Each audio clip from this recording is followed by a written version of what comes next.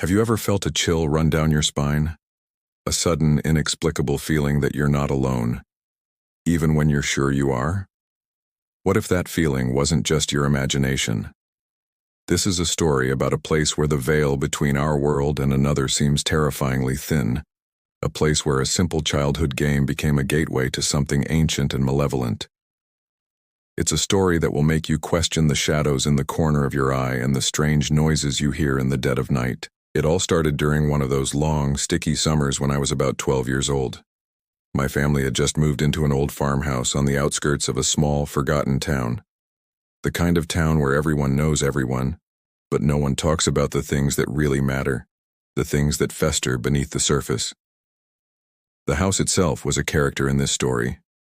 It was a two-story Victorian relic with peeling white paint, a sprawling wraparound porch, and windows that looked like vacant eyes staring out over acres of overgrown cornfields. My parents saw potential.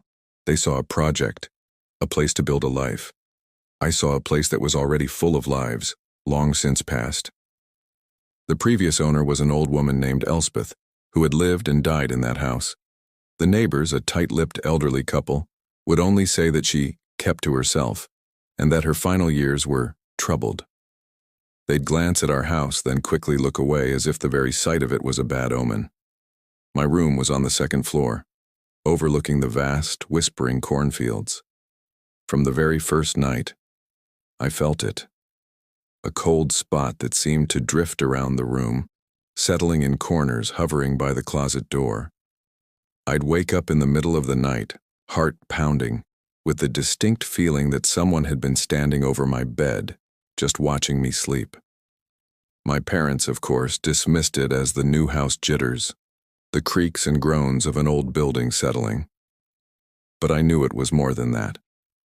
It was a presence, a heavy, sorrowful energy that clung to the air like a damp shroud. The real trouble began about a month after we moved in.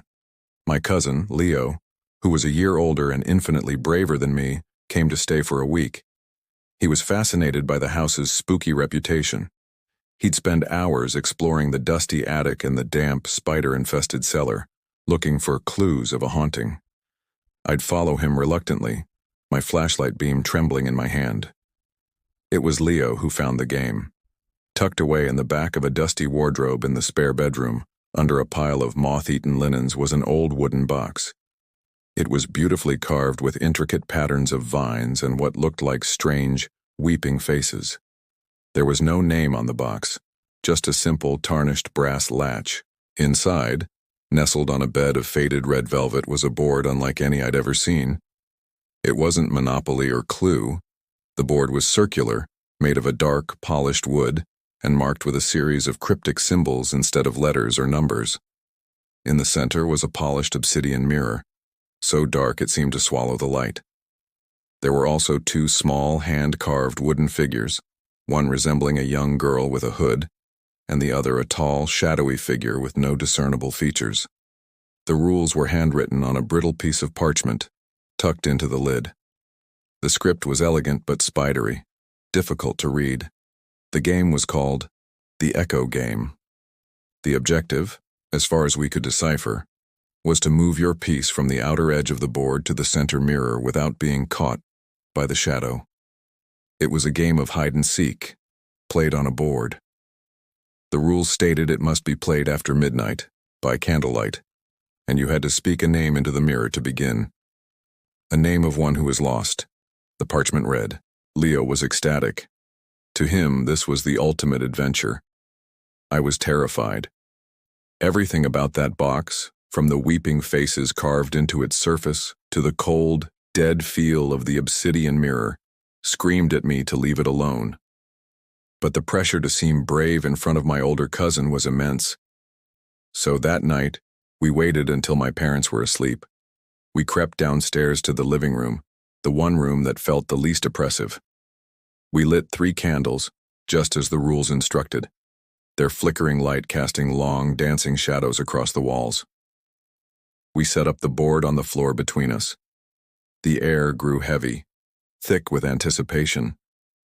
It felt like the house itself was holding its breath. Waiting. We need a name. Leo whispered, his voice trembling slightly, betraying his feigned bravado. A name of one who is lost. My mind immediately went to the old woman, Elspeth. Her name had been hanging in the air of this house since we arrived. I told Leo, and he nodded, his eyes wide in the candlelight. He leaned over the board, his face illuminated from below, and whispered her name into the obsidian mirror. Elspeth. For a moment, nothing happened. The candle flames flickered, the old house groaned. I let out a breath I didn't realize I'd been holding. Maybe it was just a strange old game. And then, it happened. A faint whisper, like the rustling of dry leaves, seemed to come from all around us. It was a single word, her name echoed back to us from the darkness. Elspeth. Leo jumped back, his eyes wide with a mixture of fear and excitement. I felt a cold dread wash over me, so intense it was paralyzing. The game had answered. We were supposed to take turns rolling a strange six-sided die, also marked with symbols. Leo went first. He rolled, moved his piece, the girl, a few spaces along the spiraling path. Then it was my turn to roll for the shadow figure. I rolled the die, and the shadow moved. The game was simple, yet every roll of the die felt weighted with significance. With each of our turns, the atmosphere in the room grew colder, more charged. We started hearing noises from upstairs. A faint creak of floorboards from my bedroom. A soft, dragging sound.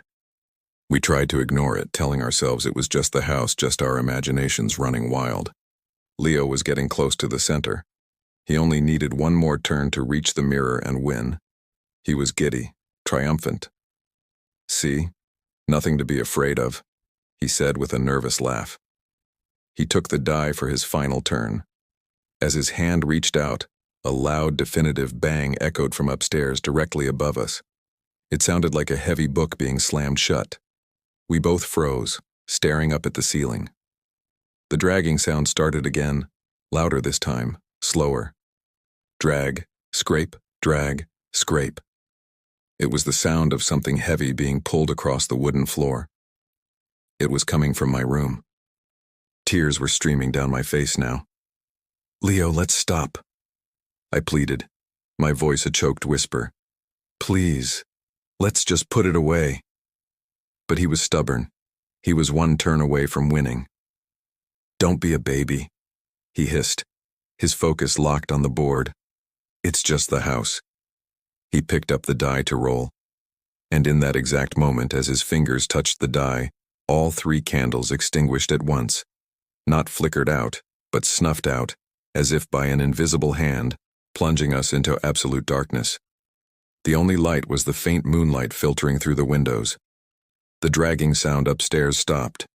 The silence that followed was somehow worse, heavier, and more terrifying than the noise. We sat there, frozen in the dark for what felt like an eternity. Then we heard it. A soft, wet whisper right behind Leo. It wasn't an echo this time. It was close. It was in the room with us. It whispered a single word. "Found." Leo let out a scream that I will never forget. It was a raw, primal sound of pure terror. I scrambled backwards, knocking over the board, and fumbled for the light switch. When the lights flickered on, the room was empty. The game pieces were scattered across the floor. The candles were still smoking. And Leo was huddled in the corner, his face pale as a sheet, staring at the empty space where the whisper had come from.